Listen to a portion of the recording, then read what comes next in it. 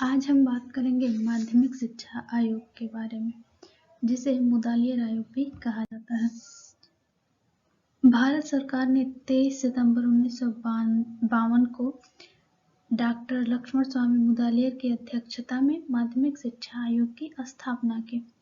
उन्हीं के नाम पर इसे मुदालियर आयोग कहा गया। आयोग ने पाठचर्या में विविधता लाने, एक मध्यवर्ती स्तर जोड़ने, त्रिस्तरीय स्नातक पाठ्यक्रम शुरू करने इत्यादि की सिफारिशें की। माध्यमिक शिक्षा आयोग की निम्न संस्तुतियां थीं। माध्यमिक शिक्षा आयोग की एक संस्तुति थी कि प्राइमरी शिक्षा 4 या 5 वर्ष की होनी चाहिए। अगली संस्तुति थी सेकेंडरी शिक्षा का 2 भाग होना चाहिए। वस्तुनिष्ठ एमसीक्यूज परीक्षण पद्धति को अपनाया गया। मुदालियर आयोग की संस्तुति के द्वारा में बताया गया। मुदालियर आयोग की संस्तुति ये भी थी कि संख्यात्मक अंक देने के बजाय ग्रेडिंग सिस्टम का प्रयोग किया जाए। उच्च तथा उच्चतर माध्यमिक स्तर की शिक्षा के पाठ्यक्रम में एक मूल विषय अनिवार्य रहे, जैसे गणित, सामान्य कला, कला, इतिहास इत्यादि। आयोग की नियुक्ति के निम्नलिखित उद्देश्य थे। आयोग को बनाने का उद्देश्य था भारत की तत्कालीन माध्यमिक शिक्षा की स्थिति का अध्ययन करके उस पर प्रकाश डालना। द्वितीय उद्देश्य था माध्यमिक शिक्षा के उद्देश्य, संगठन एवं विषय वस्तु। तृतीय उद्देश्य था विभिन्न प्रकार की माध्यमिक विद्यालयों का पारस्परिक संबंध जांचना। चतुर्थ उद्देश्य था माध्यमिक शिक्षा का प्राथमिक, बेसिक एवं उच्च शिक्षा से संबंध। माध्यमिक शिक्षा की और अन्य समस्याएं भी समस्याओं को जानना इसके उद्देश्य थे।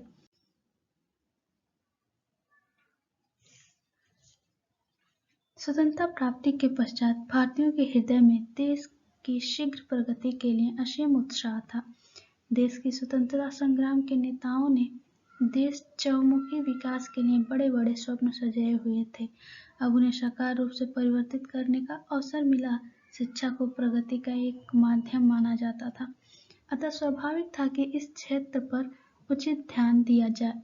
उच्च शिक्षा के विकास के लिए विश्वविद्यालय आयोग की संस्तुतियां आ चुकी थीं।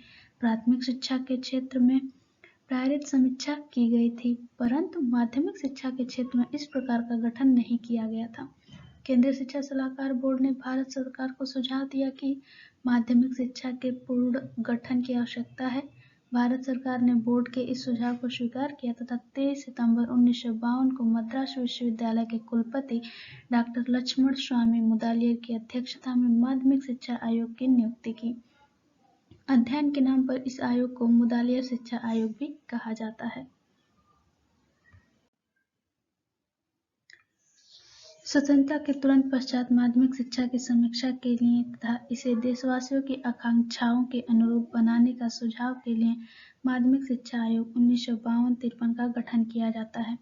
आयोग ने सुधार संबंधी बहुत सुझाव दिए। इसके पश्चात 1964 से 1966 के शिक्षा आयोग ने भी सुधार के कई उपाय बताए। 1968 में शिक्षा नीति बनी और इसके अनुसार 10+2 शिक्षा पद्धति 1975 में आरंभ हुई। 1986 में पुनः शिक्षा के सभी अंगों तथा स्तर की समीक्षा के पश्चात नई राष्ट्रीय शिक्षा नीति 1986 बनी, जिसके अनुसार संपूर्ण शिक्षा तथा माध्यमिक शिक्षा में कार्य किया जाना है। अवधि एवं ढांचे संबंधी समस्याएं, पाठ्यक्रम संबंधी समस्याएं, व्यवसायीकरण की समस्याएं, शिक्षण विधियों की समस्याएं, मूल्यांकन की समस्याएं, समानता की समस्याएं, पर्यवेक्षण एवं निरीक्षण की समस्याएं, गुणात्मक अध्यापक प्रशिक्षण की समस्याएं, सामुदायिक सामंजस्य की समस्याएं, पाठ्य पुस्तकों की समस्याएं, विस्तार की समस्याएं, प्रबंधन तथा नियोजन की समस्याएं, वित्तीय समस्याएं, माध्यमिक स्कूलों में सुधार के लिए कार्यक्रम, स्कूलों को सुधारने के लिए एक दीर्घकालिक राष्ट्रव्यापी कार्यक्रम जिसके प्रगति मूलक स्कूलों की स्थापना से बल एवं प्रोत्साहन मिलेगा की व्यवस्था की जाए। यह स्कूल शिक्षा के गुणात्मक सुधार के कार्यक्रम के लिए उत्प्रेरक की भूमिका निभाने की चेष्टा करे। माध्यमिक शिक्षा के क्षेत्र में निजी क्षेत्रों की हिस्सेदारी को देखते हुए माध्यमिक शिक्षा के विस्तार में निजी क्षेत्रों की भागीदारी को बढ़ावा देने की संभावना को मान्यता देनी चाहिए। सुधार और परीक्षा प्रणाली में की समीक्षा के लिए तत्परतापूर्वक कदम उठाए जाने चाहिए। पिछड़े वर्गों अर्थात अनुसूचित जनजातियों, जातियों, शैक्षिक दृष्टि से पिछड़े हुए अल्पसंख्यकों तथा शारीरिक एवं मानसिक रूप से अक्षम व्यक्तियों की विशिष्ट आवश्यकताओं की पूर्ति द्वारा विषमताओं का निराकरण तथा शैक्षिक स्तर पर समीकरण किया जाए। व्यावसायिक शिक्षा को ऐसा रूप दिया जाना चाहिए जिससे कि वह स्थानीय मांग को पूरा कर सके। स्थानीय उद्योग, व्यापार एवं व्यवसाय के साथ संपर्क स्थापित किया जाना चाहिए। शिक्षक शिक्षा सेवा पूर्वक और सेवा के दौरान प्रशिक्षण स्थापना, पुस्तकालय और सूचना तथा संचार प्रौद्योगिकी का बेहतर उपयोग बढ़ाने के लिए निवेश पर मुख्य रूप से जोर दिया जाना चाहिए तथा सामाजिक, सांस्कृतिक, नैतिक मूल्य और भारतीय संविधान प्रतिस्थापित मूल्यों के पोषण के लिए शक्तिशाली साधन बनने के लिए वस्तुतः प्रक्रिया का अनुष्ठान किया जाना चाहिए।